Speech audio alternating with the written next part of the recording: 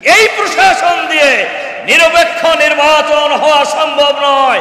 যেন তেন প্রকারের নির্বাচনের জন্য এই শহীদরা জীবন দেয় নাই। জামাত শুরু থেকে বলে এসেছে শহীদ পরিবারের প্রত্যেক পরিবার থেকে যোগ্যতা অনুযায়ী একজন করে সদস্যকে সরকারি চাকরিতে নিয়োগ করতে হবে। আর আহতদের এই সরকারের দায়িত্ব হলো তাদের পুনর্বাসন করা। অনেক উপদেষ্টা সাহেবরাই আন্দোলনে কে কি ভূমিকা রাখছেন আমরা জানি। যে ঐক্যবদ্ধ আন্দোলনের মধ্য দিয়ে আমরা ফ্যাসিবাদ বিদায় করেছি।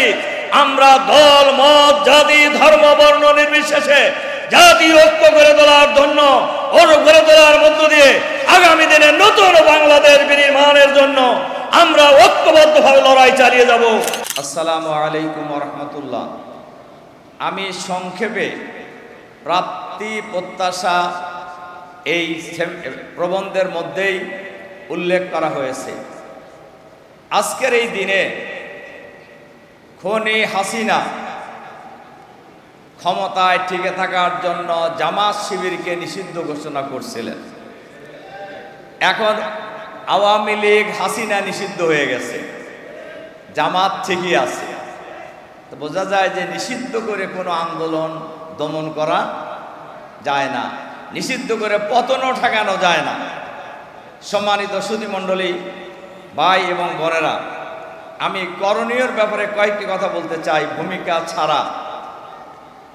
জুলাই বিপ্লবে যারা শহীদ হয়েছেন আমরা শুরু থেকেই কাউকে দলীয় বিবেচনায় বিবেচনা করিনি। জামাত ইসলামীর আমির ডক্টর শফিকুর রহমানের পরিকল্পনায় আমরা প্রত্যেক শহীদ পরিবারে, উনি নিজেও গিয়েছেন আমরাও গিয়েছি, এবং 2 লাখ করে টাকা আমরা প্রত্যেক পরিবারকেই আমরা প্রাথমিকভাবে সহযোগিতা করেছি।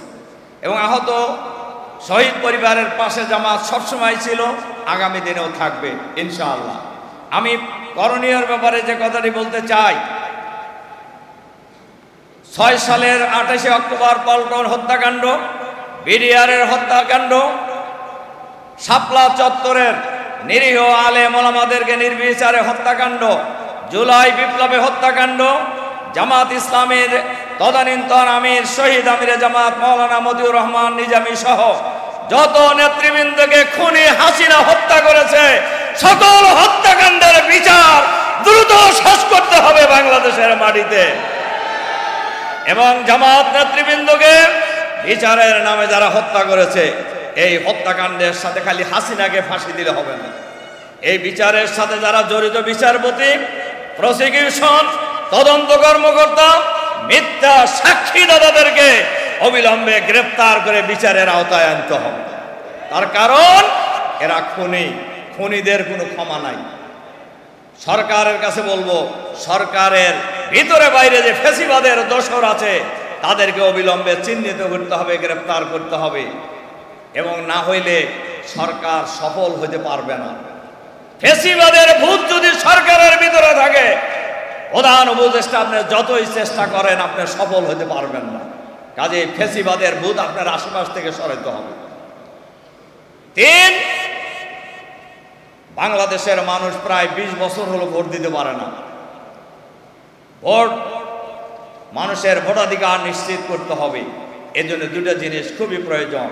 লেভেল প্লেইং ফিল্ড তৈরি করতে হবে, সবার জন্য সমান অধিকার নিশ্চিত করতে হবে, আর আইন শৃঙ্খলা পরিস্থিতি উন্নয়ন করতে হবে। আমরা লক্ষ্য করে দেখছি কোনো এলাকায় ইতিমধ্যেই কোনো সরকারি অফিস কোনো দলের অফিসে পরিণত হয়েছে। এইটা সরকারের কাছে আছে, এ খবর সরকারের কাছে নাই তা নয়। কাজে এই প্রশাসন দিয়ে নিরপেক্ষ নির্বাচন হওয়া সম্ভব নয়। যেন তেন প্রকারের নির্বাচনের জন্য এই শহীদরা জীবন দেয় নাই, আহত হয় নাই। আজকের এই সমাবেশে আমরা সরকারের কাছে আহ্বান জানাবো, মানুষের ভোটাধিকার নিশ্চিত করার জন্য কার্যকর ব্যবস্থা গ্রহণ করুন। আমাদের স্বরাষ্ট্র উপদেষ্টা মহোদয় বারবার বলছেন আমরা নির্বাচনের জন্য প্রস্তুত। কি প্রস্তুত? আপনি আইন শৃঙ্খলা ঠিক করতে পারেন না, আর আপনি নির্বাচন করবেন সুষ্ঠু? এজন্য আমরা সরকারের কাছে ব্যাপারে আহ্বান জানাবো। আরেকটা আহ্বান জানিয়ে আমার কথা শেষ করতে চাই। জামাত শুরু থেকে বলে এসেছে শহীদ পরিবারের প্রত্যেক পরিবার থেকে যোগ্যতা অনুযায়ী একজন করে সদস্যকে সরকারি চাকরিতে নিয়োগ করতে হবে। আর আহতদের এই সরকারের দায়িত্ব হলো তাদের পুনর্বাসন করা, যাদের রক্তের বিনিময়ে, যাদের জীবনের বিনিময়ে আমরা নতুন বাংলাদেশ পেয়েছি। ইউনূস সাহেব আপনি প্রধান উপদেষ্টা হয়েছেন, অনেক উপদেষ্টা সাহেবরাই আন্দোলনে কে কি ভূমিকা রাখছেন আমরা জানি, কিন্তু আমরা কিছু বলিনি যে আপনারা দায়িত্ব পালন করেন। কিন্তু আপনারা যদি দায়িত্ব পালন না করেন তাহলে অতীতের স্বৈরাচারীদের যে পরিণতি হয়েছে আপনাদের পরিণতি একই হবে।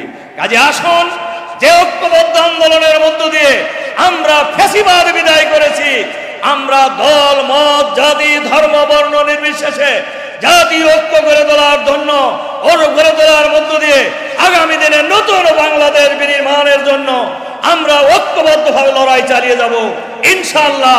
এটাই হোক আজকের এই জাতীয় সেমিনারের অঙ্গীকার। আল্লাহ হাফেজ। বাংলাদেশ জিন্দাবাদ।